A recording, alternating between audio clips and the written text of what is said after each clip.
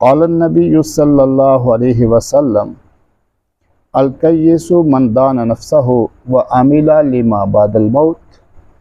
अक्लमंद आदमी वो है जो अपने नफ्स के बारे में होशियार रहे और उस ज़िंदगी के लिए काम करे, अमल करे जो मरने के बाद शुरू होने वाली है। आज बहुत से लोग हैं जो अपने आप को अक्लमंद समझते हैं, कहते हैं और इसका इजहार भी करते हैं, लेकिन अमली ज़िंदगी के एतबार से देखा जाए तो उनकी सारी की सारी मेहनत, की सारी कोशिश वो सिर्फ इसी ज़िंदगी के लिए है जो मरने से पहले पहले है। मरने के बाद का जो सिलसिला है उससे वो मुकम्मल गाफिल हैं। इसी वजह से बाज़ औक़ात उनके अंदर बहुत ज़्यादा गुरूर और तकब्बर आ जाता है और अपने आप को शायद वो खुदा समझने लग जाते हैं।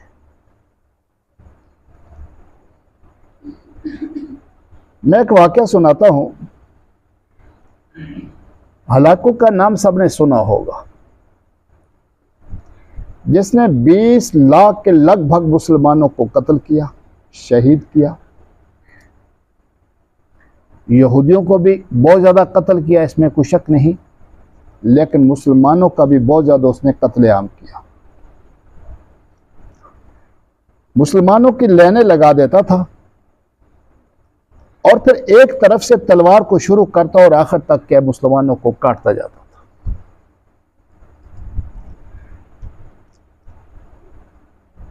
एक दफ़ा उसने मुसलमानों की 3 सफ़े बना दी, 3 लाइनें बना दी और एक तरफ से क्या कत्ल शुरू किया उसने, तो दरमियान के अंदर एक बूढ़ा आदमी था, वो घबराया तो दूसरी सफ में चला गया और सारे उसने कत्ल कर दिए। खैर, उस पर हंसा ये कि कहां तक भागेगा ये। दूसरी सफ के अंदर इसी तरह एक तरफ उसने कत्ल करना शुरू किया और आखिर तक कत्ल करते चला गया। वो बूढ़ा निकला और तीसरी सफ में चला गया। तीसरी सफ के अंदर भी इसी तरह उसने कत्ल करना शुरू किया और आखिर तक चला गया, लेकिन ये बूढ़ा क्या आगे हो गया या पीछे हो गया। तो उस बूढ़े को बुलाकर कहता है कि अब आपको कौन बचाएगा, आगे पीछे क्यों हुआ? तो उसने कहा मौत के डर की वजह से। तो उसने कहा कि मौत से अब आपको कौन बचाएगा?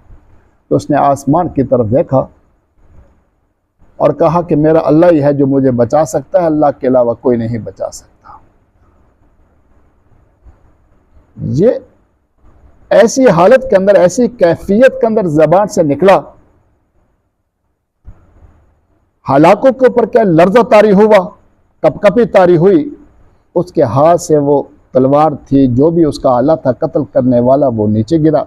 ये जल्दी से पकने लगा तो पाँव उसकी रिकाब में फंस गया। एक पाँव फंसा हुआ है, खुद नीचे लटका हुआ है। घोड़ा डरा और आगे भागा। फौज ने बड़ी कोशिश की घोड़े को पकड़ने की, लेकिन डरा हुआ घोड़ा था, पथरीली इलाका था, तो पाँव उसका सर पत्थरों से टकराया और इसी हालत के अंदर मुर्दार हो गया। देखिए अपने आप को क्या समझ लिया कि मेरे मुकाबले का कोई नहीं, इस वक्त मेरे हाथ से इस बाबे को कोई मौत से बचाने वाला नहीं है। लेकिन यह भी ज़हन के अंदर होना चाहिए कि बचाने वाली एक ज़ात मौजूद है, जिसको क्या कहते हैं हम? अल्लाह। इसलिए कभी गुरूर में मुब्तला ना हो, कभी तकब्बर में मुब्तला ना हो, कभी धोखे में मुब्तला ना हो। हमेशा अल्लाह रब्बुल इज़्ज़त की ज़ात के ऊपर भरोसा करें कि हर चीज़ के अंदर नफ़े नुकसान का मालिक वही है, ज़िंदगी और मौत का मालिक वही है। और थोड़ी सी सोचो विचार भी रखें कि ये जो ज़िंदगी है कि जिसके अंदर मैं तकब्बुर का इजहार कर रहा हूँ, ये ज़िंदगी तो ख़त्म होने वाली है। बड़े बड़े फ़िरौन इस दुनिया से चले गए, बड़े बड़े दज्जाल कज़्ज़ाब इस दुनिया से चले गए। मैं की क्या चीज़ हूँ कि जो मौत से बच सकता हूँ?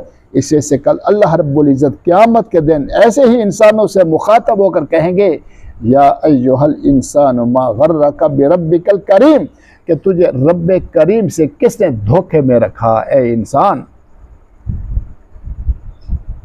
आपका रब तो बड़ा करीम था, बड़ा रहीम था, तू धोखे के अंदर मुब्तला होकर के खुदाई का दावा कर बैठा।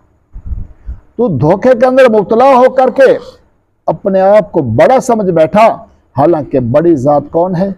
अल्लाह, जिसका हम बार बार इजहार करते हैं नमाज के अंदर भी और नमाज से बाहर भी।